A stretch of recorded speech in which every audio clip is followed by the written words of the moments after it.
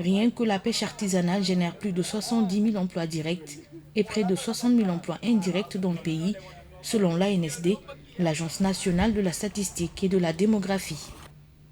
La pêche a contribué en 2020 à hauteur de 1,8% à la formation du PIB, le produit intérieur brut selon les Nations Unies. Mais face aux difficultés liées à la pandémie de la Covid-19 et la rareté du poisson, des pêcheurs ne voient qu'un recours, la migration. Ils sont alors nombreux à transformer leurs pirogues de pêche en moyens de transport pour candidats à des migrations irrégulières. Au quai de pêche du quartier Golfe, des centaines de pirogues aux couleurs vives sont amarrées sur le rivage en attendant de reprendre le large sur les 700 km du littoral sénégalais. Je me rappelle en 2018, il y a des amis qui étaient partis par la Libye pour rejoindre l'Europe. 3 ans plus tard, ils sont revenus et nous ont trouvés dans les mêmes conditions. C'est pourquoi je suis prêt à repartir car je ne peux pas vivre avec mes parents sans pouvoir subvenir à leurs besoins. Les gens qui sont là-bas nous influencent beaucoup à partir car ils ont beaucoup changé visiblement. Ils ont rajeuni et sont très en forme.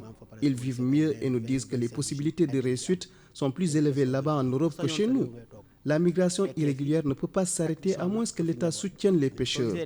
Je suis originaire du Saloum, au centre du pays, où je travaillais comme agriculteur dans les champs auprès de mon grand-père, mais comme les choses ne marchaient plus, je suis venu à Mbour croyant que ça irait mieux dans la pêche. Hassan John est journaliste depuis 2017 à la radio Mbour FM.